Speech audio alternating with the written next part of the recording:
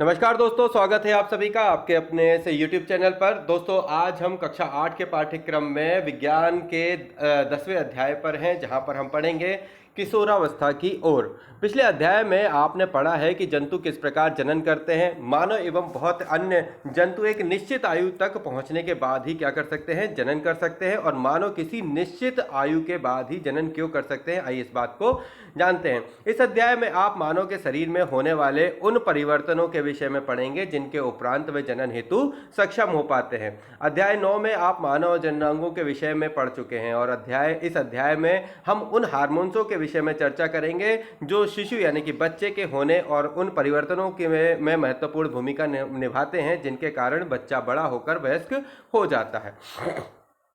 किशोरावस्था एवं यौवनारंभ।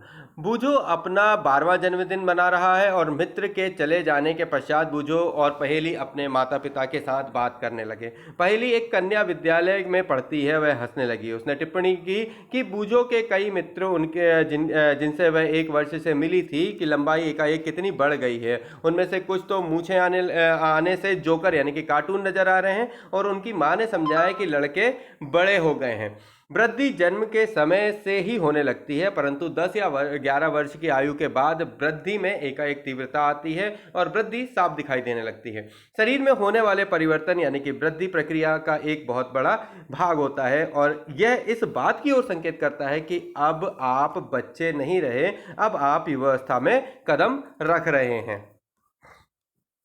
शरीर में होने वाले इस परिवर्तन की अवधि कब तक होती है, आइए जानते हैं। जीवन का यह ऐसा अजीब काल है, इसमें आप ना तो बच्चे रहते हैं और ना ही बड़े। मैं जिज्ञासु हूं कि क्या बाल्यावस्था एवं युवावस्था के मध्य की इस अवधि का कोई विशेष नाम है, तो आइए जानते हैं। वृद्धि एक प्राकृतिक प्रक्रम है। जीवन काल में वह अवधि जब शरीर के ऐसे परिवर्तन होते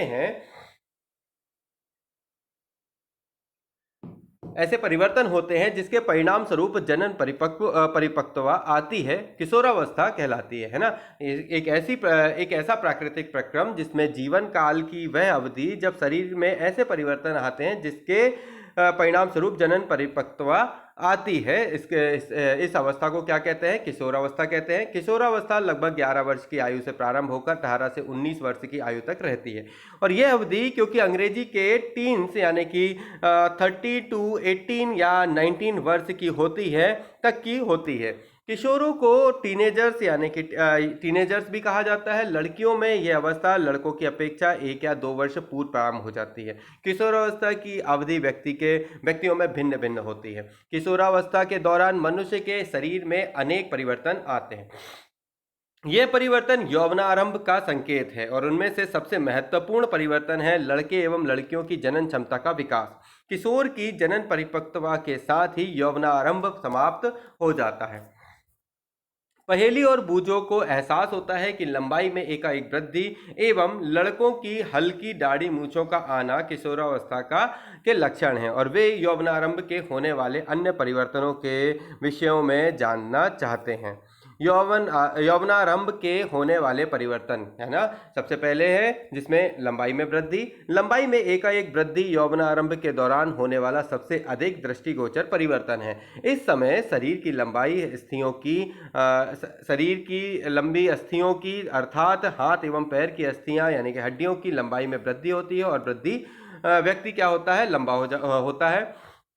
क्रियाकलाप 10.1 निम्न चार्ट में लड़के और लड़कियों की आयु के साथ लंबाई में वृद्धि की औसत दर को दर्शाया गया है। कॉलम 2 और 3 में किसी व्यक्ति की लंबाई को प्रतिशत में दर्शाया गया है जो किसी आयु में पहुंचने पर होती है। आयु का कॉलम 1 दर्शाया गया है। उदाहरण के लिए 11 वर्ष की आयु तक के लड़कों को अपनी पूर्ण लंबाई का 81% लक्ष्य प्राप्त करता है, जबकि एक लड़की अपनी पूर्ण लंबाई की 88% तक पहुंच जाती है। यह आंकड़ा प्रतिनिधित्व मात्र है जो व्यक्तियों के भिन्न हो सकते हैं। अपने मित्रों के लिए सारणी का प्रयोग करके उनकी पूर्ण लंबाइयों का अनुमान लगाइए और पता लगाइए कि आपकी कक्षा में कौन सबसे लंबा और कौन सबसे बौना है। आयु वर्षों में 8, पूर्ण लंबाई का प्रतिशत लड़के और लड़कियों में, 8 वर्ष की आयु में लड़के की जो लंबाई है वो 72% अनुमानित है और लड़कियों की 77%। ऐसे ही 9 वर्ष की आयु में लड़के की आयु 75% अनुमानित होती है और लड़कियों की 81%।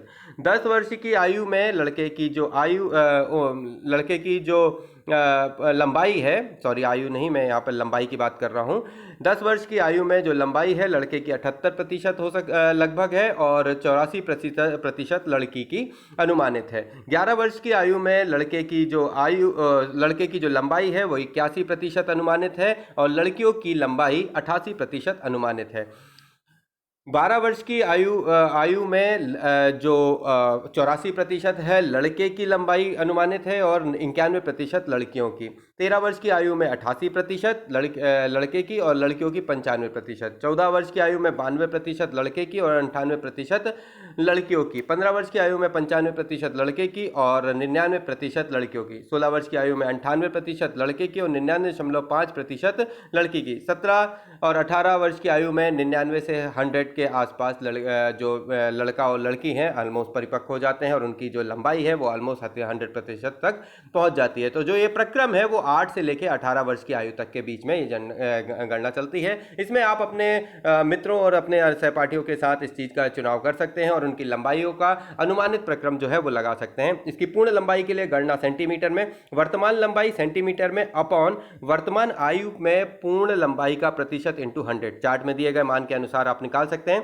एक लड़का जिसकी आयु 9 वर्ष है तथा लंबाई 120 सेंटीमीटर है, वृद्धि काल की समाप्ति पर उसकी अनुमानित लंबाई क्या होगी? तो अब हम इस पे अपन लगा सकते हैं। देखिए अपन ने जो फॉर्मूला पढ़ा था, वर्तमान लंबाई कितनी है? 120 सेंटीमीटर। उसके बाद वर्तमान आयु में पूर्ण लंबाई का प्रतिशत, तो वर्तमान आयु में पूर्ण लंबाई का प्रतिशत कितना है? जो अपन 9 वर्ष में कितना निकाला था अपन ने?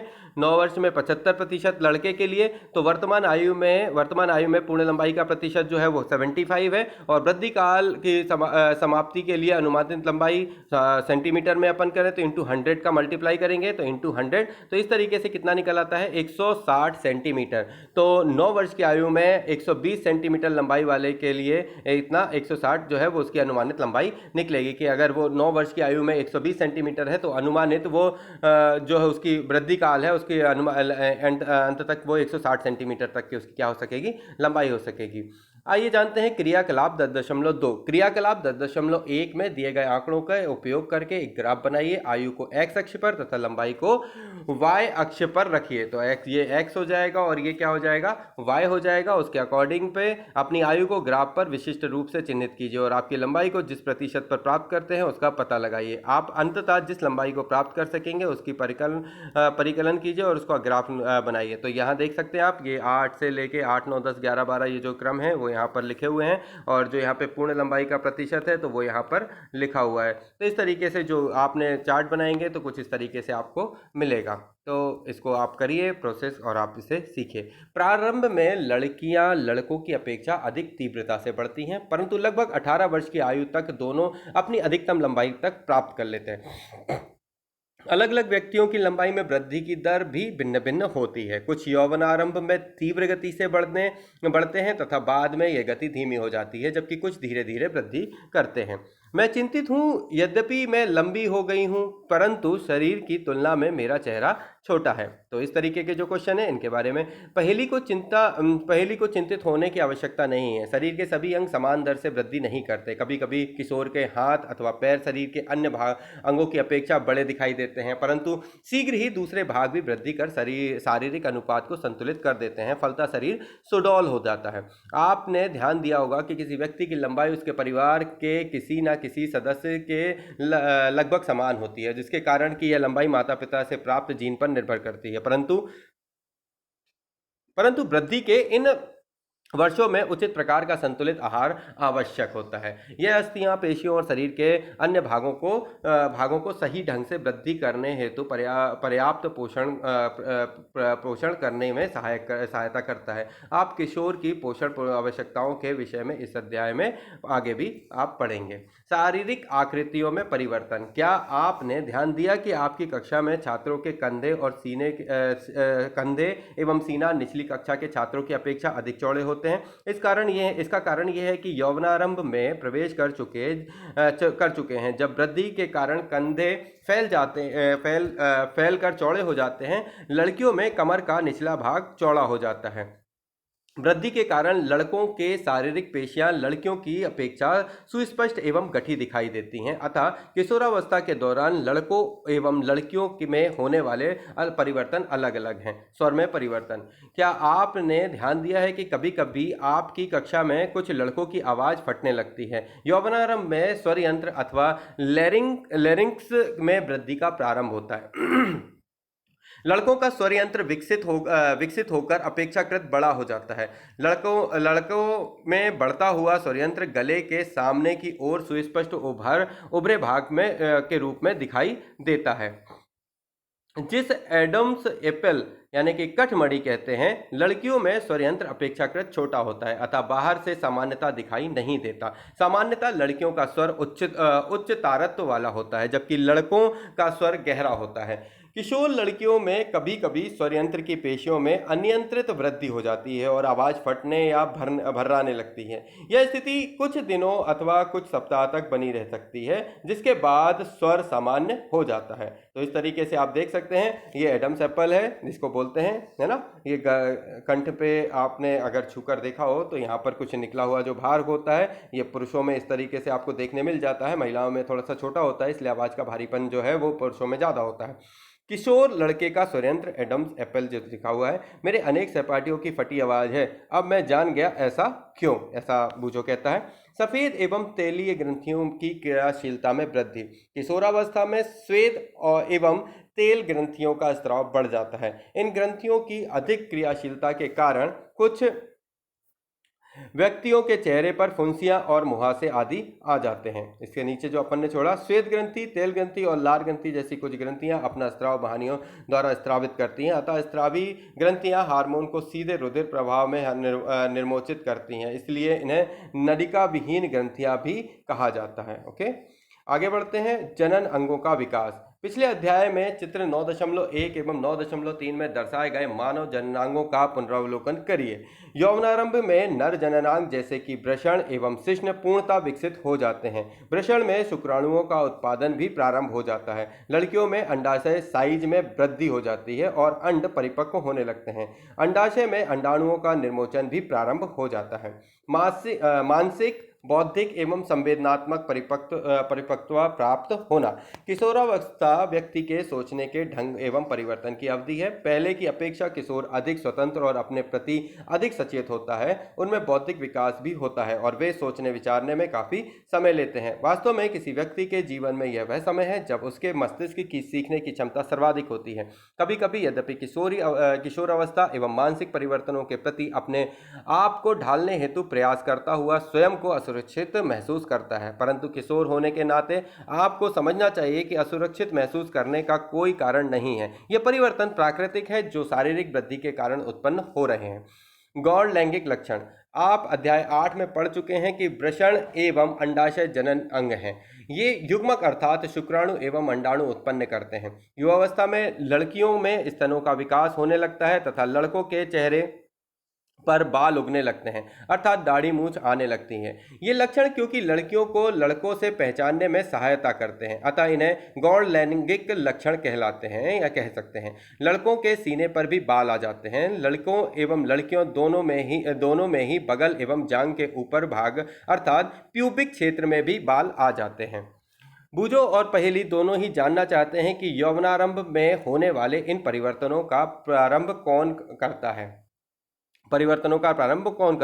किशोरावस्था में होने वाले वाले परिवर्तन हार्मोन द्वारा नियंत्रित होते हैं। हार्मोन रासायनिक पदार्थ है। यह अंतःस्रावी ग्रंथियों अथवा अंतःस्रावी यंत्र द्वारा स्रावित किए जाते हैं। यौवनारंभ के साथ ही वृषण पौरुष हार्मोन्स अथवा टेस्टोस्टेरोन का स्रवण प्रारंभ कर देता है। यह लड़कों में परिवर्तनों का कारण है जिनके बारे में आपने अभी अभी पढ़ा है। उदाहरण के लिए चेहरे पर बाल आना। लड़कियों में यौवनारंभ के साथ ही अंडाशय यानी स्त्री हार्मोन अथवा एस्ट्रोजन उत्पादित करना प्रारंभ कर देता है, जिससे स्तन विकसित हो जाते हैं। दुग्ध स्रावी ग्रंथियां अथवा दुग्ध ग्रंथियां स्तन के अंदर विकसित होने लगती हैं या होती हैं। इन हार्मोनों के उत्पादन का नियंत्रण एवं अन्य हार्मोनों द्वारा किया जाता है, जो पीयूष ग्रंथि अथवा पिट्यूटरी ग्रंथि द्वारा स्रावित किया जाता है। आइए जानते हैं जनन प्रकार्य प्रारंभ करने में हार्मोन की भूमिका। अंतःस्रावी ग्रंथियां हार्मोन रुधिर प्रवाह में स्रावित करती हैं, जिससे वह शरीर के विशिष्ट भाग अथवा लक्ष्य स्थल पर पहुंच सकते हैं। लक्ष्य स्थल हार्मोन के प्रति अनुक्रिया करता है। हमारे शरीर में अनेक अंतःस्रावी ग्रंथियां हैं। वृषण एवं अंडाशय लैंगिक हार्मोन स्रावित करते हैं। आपने अभी अभी पढ़ा है कि यह हार्मोन गौण लैंगिक लक्षणों के लिए उत्तरदायी हैं। लैंगिक हार्मोन भी पीयूष ग्रंथि द्वारा स्रावित हार्मोन के नियंत्रण में है। पीयूष ग्रंथि अनेक हार्मोन स्रावित करती है। उनमें से एक हार्मोन अंडाशय में अंडाणु एवं वृषण में शुक्राणु के परिपक्व होने को नियंत्रित करता है।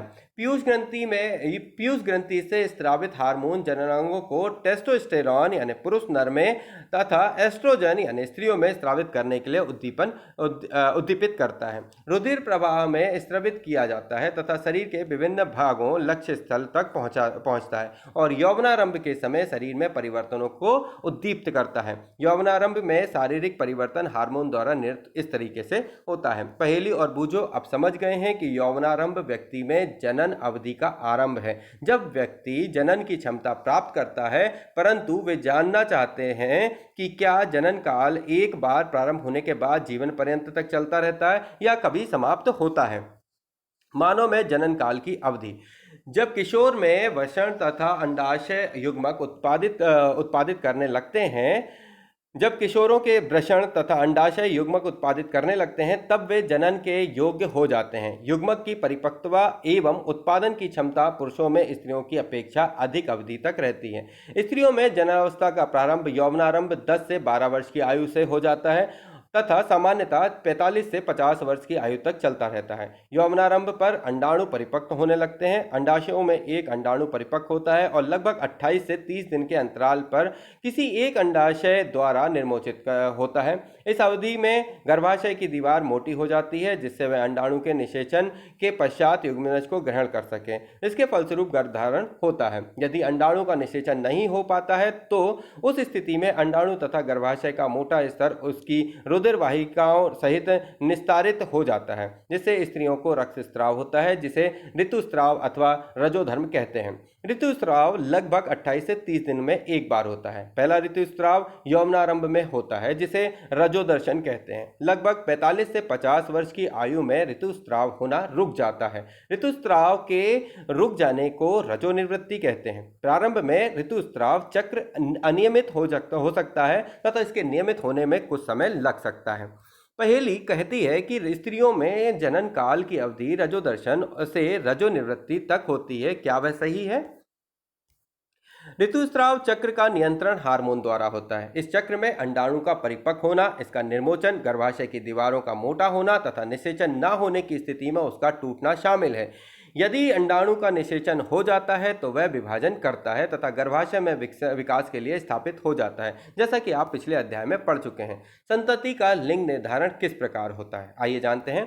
मैंने अपनी माँ और चाची को बात करते सुना है कि मेरी चचेरी बहन का होने वाला बच्चा लड़का होगा या लड़की। मुझे यह जानने की उत्सुकता है कि इस बात का निर्धारण कैसे होता है कि निषेचित अंडाणु लड़के में अथवा लड़की में विकसित होगा, लड़का अथवा लड़की। आइए जानते हैं। निषेचित अंडाणु अथवा युग्मनज में जन्म लेने वाले शिशु के लिंग निर्धारण का संदेश होता है। यह संदेश निषेचित अंडाणु में धागे सी संरचना अर्थात गुणसूत्रों में निहित होता है। अध्याय 8 का स्मरण कीजिए कि गुणसूत्र प्रत्येक कोशिकाओं में केंद्रक में उपस्थित होता है। सभी मनुष्य की कोशिकाओं के केंद्रक में 23 जोड़े गुणसूत्र पाए जाते हैं। इनमें से 2 गुणसूत्र, एक जोड़ी लिंग सूत्री जिन्हें X एवं Y कहते हैं। स्त्री में 2 X गुणसूत्र होते हैं। तो जो महिला होती है, जिसमें फीमेल बोलते हैं, जो फीमेल में 2 X होते हैं, मतलब X एंड X, और जबकि पुरुष में एक एक्स तथा वाई होता है। तो जो मेल होता है उसमें क्या होता है, एक एक्स तथा एक वाई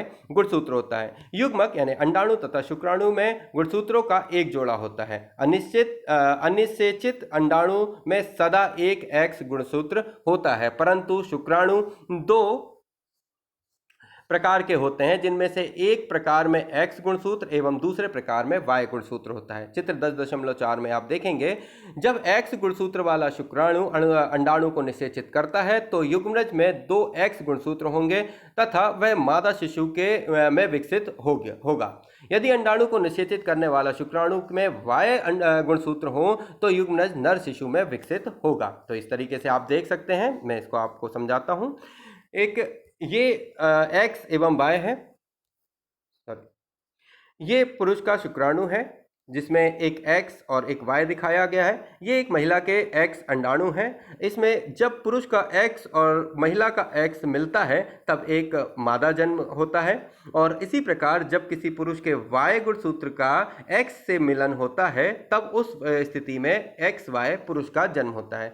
क्योंकि मैंने अभी बात आपको बताई कि मादा जो होती हैं, जो फीमेल है, उसके पास दो गुणसूत्र जो होते हैं वो एक्स और एक्स कैटेगरी के होते हैं। तो जब एक्स और एक्स मिलेगा तो क्या बनेगा, मादा शिशु का जन्म होगा, और जब एक्स एवं वाई मिक्स होगा तब उस स्थिति में पुरुष, है ना, पुरुष शिशु का जन्म होगा। तो ये दो प्रकार थे जिसे मैंने आपको बताया। आगे बढ़ते हैं। क्या आप जान गए हैं कि जन्म से पूर्व शिशु के लिंग का निर्धारण उसके पिता के लिंग गुणसूत्र द्वारा किया जाता है। यह धारणा है कि बच्चे के लिंग के लिए उसकी मां उत्तरदायी है, यह पूर्णतः निराधार है एवं अन्याय संगत है। इस बात का ध्यान रखिएगा, इस बात को और लोगों तक जरूर पहुंचाएगा जो ये बात के लिए प्रेशराइज करते हैं कि बच्चे के लड़का होने या लड़की होने पे उसकी मां की गलती है। तो ऐसा कदापि नहीं है। जो भी है वो एक मतलब एक प्रोसेस है, उस प्रोसेस को समझाइए लोगों तक, उन तक उस बात को समझ में आएगी तो वो इस बात को समझ सकेंगे।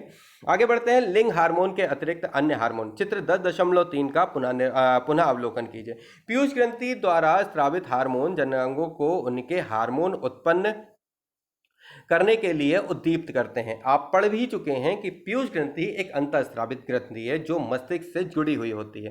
पीयूष ग्रंथि वृषण एवं अंडाशय के अतिरिक्त हमारे शरीर में थायराइड, अग्नाशय एवं एड्रिनल यानी अधिवक्र जैसी कुछ अन्य अंतःस्रावी ग्रंथियां हैं जो आप यहाँ पे देखेंगे। तो यहाँ पे मैं आपको दिखाता हूँ। ये जो इधर सिर के पास है ये है पीयूष ग्रंथि, यहाँ पर हमको ये गले के पास थायराइड, इसके बाद ये पेट में ये एड्रिनल ग्रंथि, ये अमाशय। आगे बढ़ते हैं। इसके बाद आते हैं स्त्रियों में अंडाशय की स्थिति, और ये नीचे वाला हिस्सा ये अंडाशय की स्थिति, और ये जो है ये वृषण है जिसमें पुरुषों के शुक्राणुओं का जन्म होता है। बूझो और पहेली को याद है कि एक बार जब वह अपनी डॉक्टर बुआ के यहाँ गए थे तब उन्होंने वहाँ काका नाम के एक लड़के को देखा था जिसका गला बहुत फूला हुआ और उभरा हुआ था। उनकी बुआ ने उन्हें बताया था कि काका गाइटर नामक व्याधि से ग्रस्त हैं जो थायराइड ग्रंथि का रोग है। काका की थायराइड ग्रंथि थायरॉक्सिन हार्मोन का उत्पादन नहीं कर रही है। उनकी बुआ ने यह भी बताया कि उनके फूफा जी मधुमेह से पीड़ित हैं क्योंकि उनका अग्नाशय इंसुलिन हार्मोन का उत्पादन पर्याप्त मात्रा में नहीं कर रहा है। बूझो एवं पहेली ने उनके दवाखाने में टंगे चार्ट में दर्शाए गए एड्रिनल ग्रंथि के विषय में पूछा। उनकी बुआ ने उन्हें बताया कि एड्रिनल ग्रंथि ऐसे हार्मोन स्रावित करती है जो रुधिर में नमक की मात्रा को संतुलित करता है। एड्रिनल नामक हार्मोन का स्त्रवण भी करता है। एड्रिनेलिन क्रोध, चिंता एवं उत्तेजना की अवस्था में तनाव के संयोजन का कार्य करता है। थायराइड एवं एड्रिनल ग्रंथि पीयूष ग्रंथि द्वारा स्रावित हार्मोन के माध्यम से प्राप्त आदेशों के अनुसार ही अपने हार्मोन का स्त्रवण करती है। पीयूष ग्रंथि वृद्धि हार्मोन एवं स्रावित करती है जो व्यक्ति की सामान्य वृद्धि के लिए आवश्यक है। क्या अन्य जंतुओं में भी हार्मोन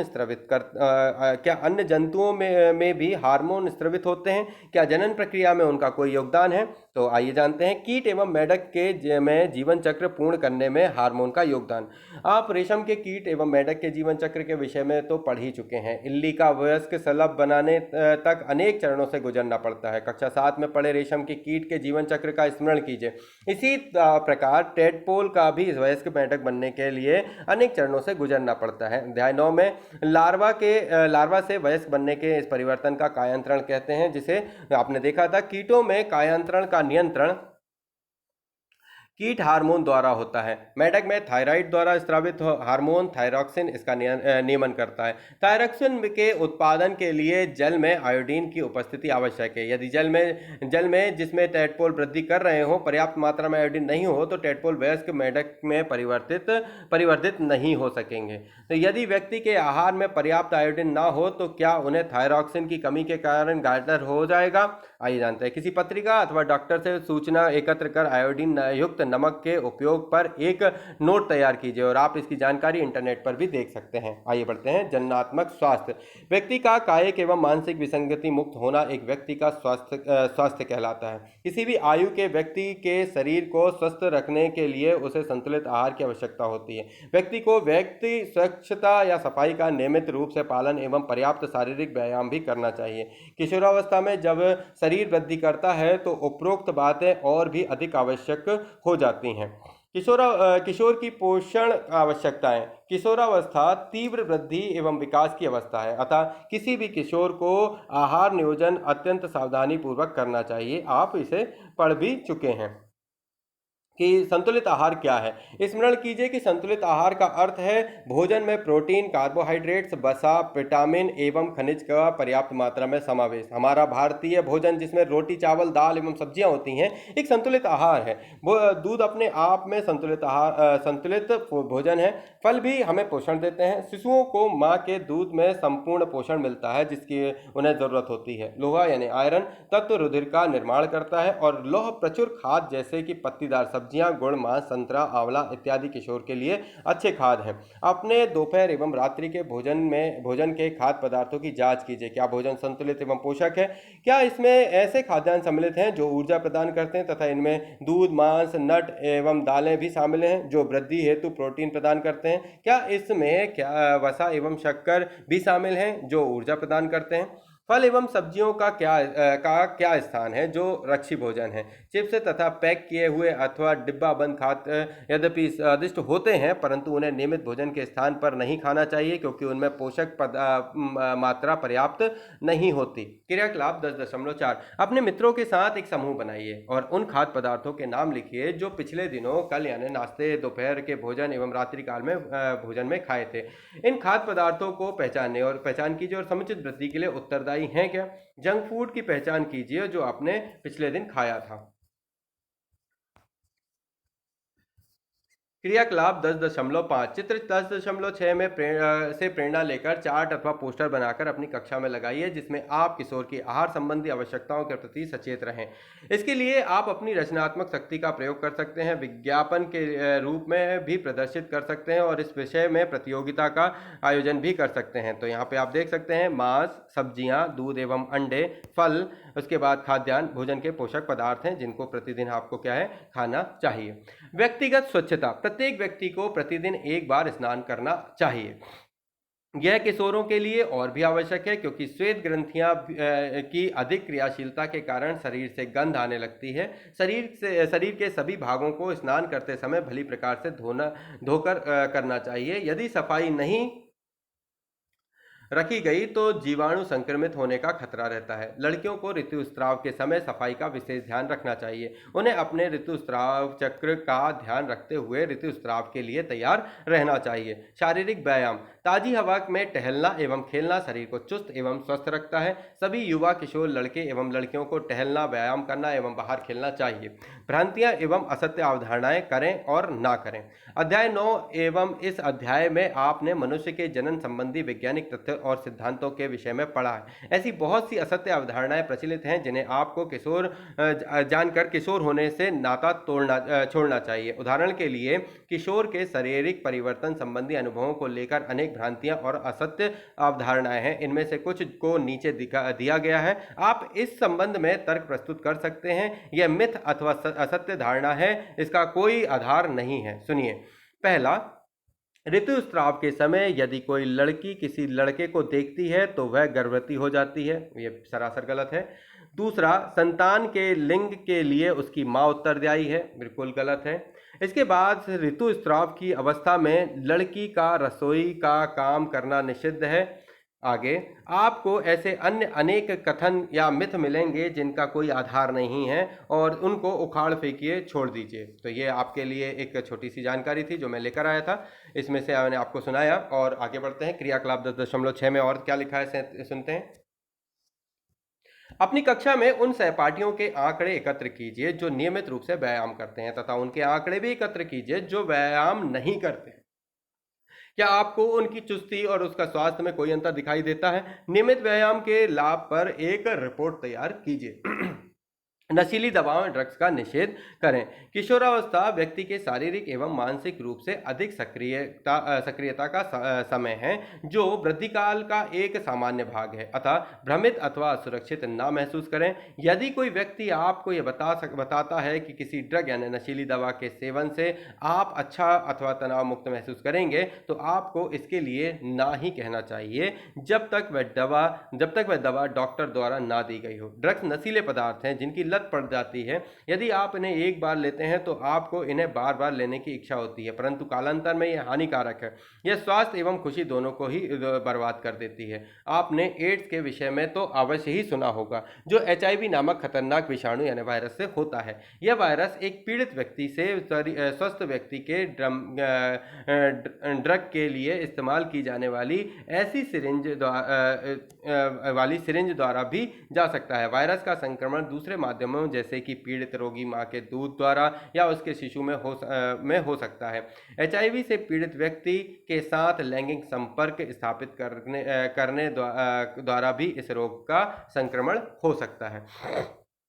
किशोर द्वारा गर्भधारण। आप संभवतः जानते होंगे कि हमारे देश में विवाह की विसंगत यानी कानूनी आयु लड़कियों के लिए 18 वर्ष तथा लड़कों के लिए 21 वर्ष है। इसका कारण है कि टीन आयु यानी किशोरावस्था लड़कियां मां शारीरिक एवं मानसिक रूप से मातृत्व के लिए तैयार नहीं होती। बाल विवाह, कम उम्र में विवाह तथा मातृत्व में से मां एवं संतान दोनों के स्वास्थ्य संबंधी समस्याएं उत्पन्न हो सकती हैं। इससे युवा स्त्रियों के लिए व्यवसाय के अवसरों में भी कमी आ जाती है क्योंकि ये मातृत्व की जिम्मेदारी उठाने के लिए सक्षम नहीं होती अतः एक मानसिक पीड़ा से ग्रस्त हो जाती हैं। आइए जानते हैं कुछ प्रमुख शब्द जो आपने पढ़े।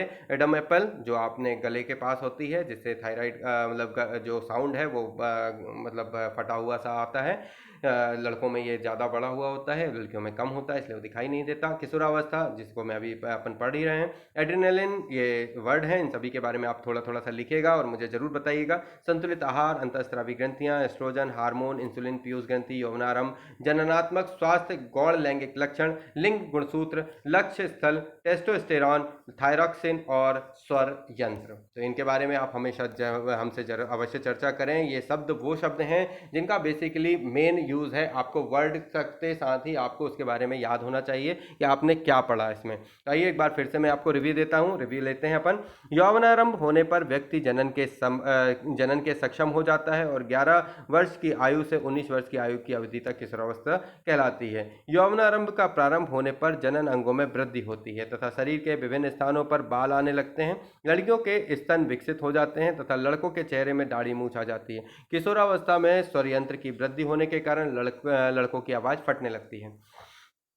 किशोरावस्था में लंबाई में वृद्धि होती है। यौवनारंभ एवं जनन अंगों का परिपक्व होना हार्मोन द्वारा नियंत्रित होता है। हार्मोन अंतःस्रावी ग्रंथियों द्वारा स्रावित पदार्थ है जो रुधिर में सीधे पहुंचता है। पीयूष ग्रंथि हार्मोन स्रावित करते हैं जैसे कि वृद्धि हार्मोन तथा अन्य ग्रंथियां वृषण, अंडाशय, थायराइड तथा एड्रिनल को हार्मोन स्रावित करने के लिए उद्दीप्त करते हैं। अग्नाशय इंसुलिन का, थायराइड थायरॉक्सिन का तथा एड्रिनल हार्मोन का उत्पादन करता है। टेस्टोस्टेरॉन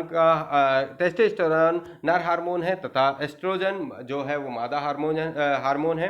गर्भाशय की दीवार निषेचित अंडाणु यानी युग्मनज को ग्रहण के लिए अपने आप को तैयार करती है। निषेचन न होने की स्थिति में गर्भाशय की दीवार की आंतरिक सतह निस्तारित होकर शरीर से बाहर रक्त के साथ प्रवाहित हो जाती है, जिसे ऋतुस्राव अथवा रजोधर्म कहते हैं। अजन्मे शिशु का लिंग निर्धारण इस बात पर निर्भर करता है कि युग्मनज XX गुणसूत्र है अथवा XY गुणसूत्र है। किशोरावस्था में संतुलित आहार करना तथा व्यक्तिगत स्वच्छता का पालन करना महत्वपूर्ण होता है। तो ये जानकारियाँ मैं आपके पास लेकर आया। अभ्यास के प्रश्न जो हैं वो इनमें बहुत ही आसान है, आप इसे कर सकते हैं। और यदि कोई स्थिति में आपको ये अभ्यास के प्रश्न करने में कोई पीड़ा या परेशानी होती है तो आप मुझसे मैसेज या कमेंट के माध्यम से जुड़ सकते हैं, हम आपके क्वेश्चनों का आंसर अवश्य देंगे। तो दोस्तों, ये जो जानकारी है लगातार आपके साथ यूं ही साझा होती रहेगी, एनसीईआरटी का तारतम्य लगातार जारी रहेगा।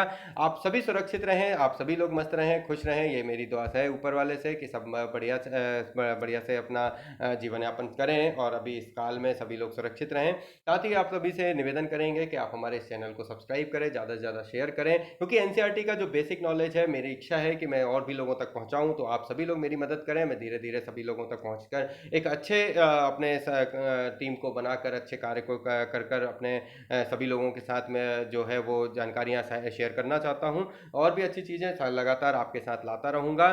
तब तक, जब तक मेरे पास कुछ खास नया नहीं है, दीजिए मुझे इजाज़त। जय हिंद, जय भारत। थैंक यू दोस्तों।